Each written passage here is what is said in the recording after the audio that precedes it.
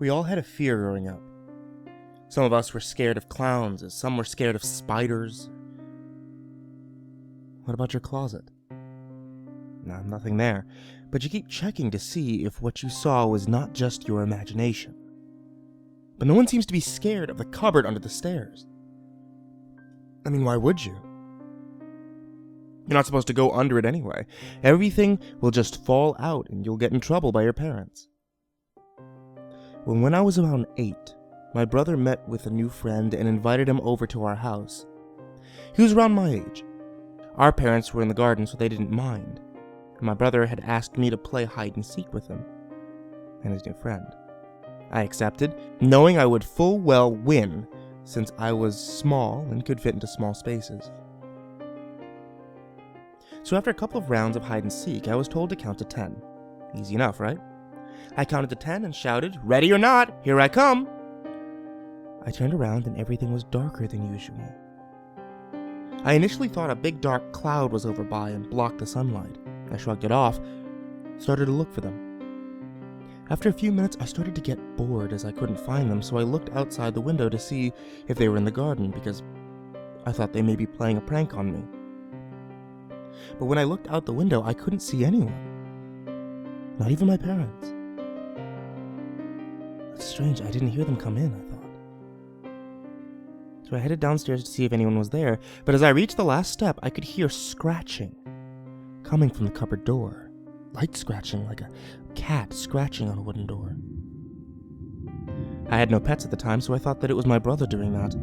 Okay, very funny, come out now. But the scratching would not stop. Instead, it got harder. Faster. Okay, seriously, stop it. You're scaring me now. It just got harder. Faster, till it felt like something was actually cutting through the wood with their nails. But before I could scream, "Stop it now!"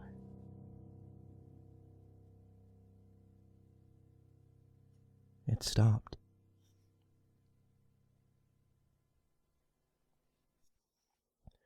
Everything went quiet. I wondered if I'd imagined it, as I did daydream often then, but I wasn't too sure.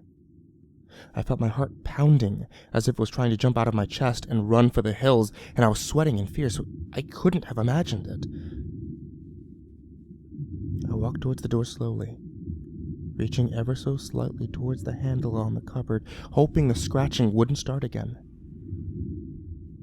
I reached for the old, cold metal handle and swung open the cupboard.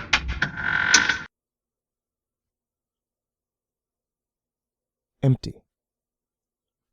Completely empty. No old toys, no Christmas decorations, nothing. But before I could close the door, I felt myself fall into the cold, damp darkness.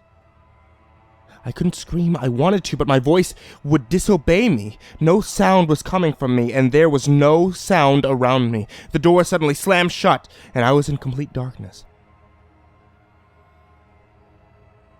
I tried to cry, but there was no tears.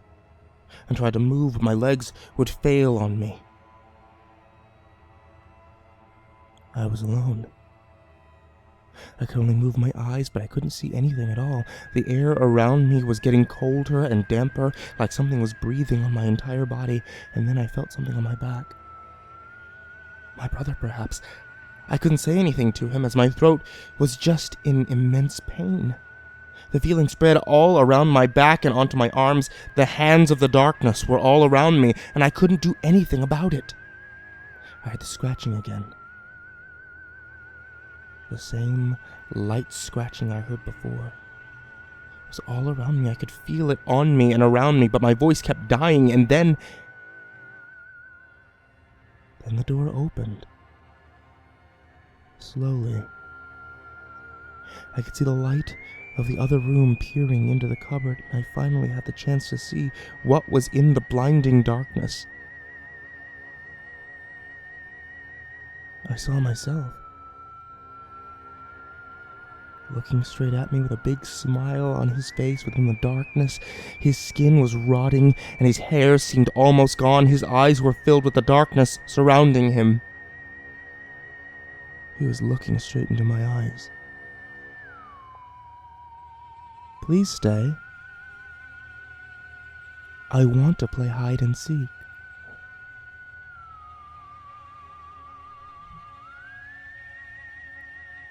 The smile got even bigger as it began to laugh.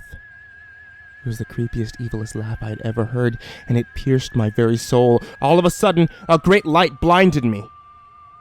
I could move again. I could hear everything again. I could speak. The air around me was light and clean. I was so happy to be out of there. "What on earth were you doing in there?" my mother said to me. She seemed to be quite upset, but happy to see me. "Mom, is he okay?" I could hear my brother say over and over again. My vision was getting better, and I could make out everything eventually. They had dragged me out of the cupboard, and it looked like they were struggling also. "What happened?" I asked. They could see I was very scared about my ordeal, but they don't know what I saw. My brother started with, "I hid in the room you were counting in and was going to surprise you when you were going to leave the room, but when you reached 10, you fell silent and slowly walked downstairs." I protested, of course. "I didn't. I looked all over for you. Stop lying to me." He shook me by the shoulders and continued, "I'm not lying. When I went to see what you were doing, you were at the bottom of the stairs with a big smile on your face." I couldn't believe what I was hearing. My mother started to cry and started hugging me. I began to get upset and cry. "You opened the cupboard door, went inside, and closed it, laughing." I cried loudly. I didn't believe what he was saying to me. It never went like that, I know. You were screaming and scratching at the door while we were trying to open it, and when we did, you were asleep amongst the boxes and toys. When I managed to stop crying, I noticed his friend wasn't there. So I asked, "Where did your new friend go?" "What friend?" "It was just me and you playing."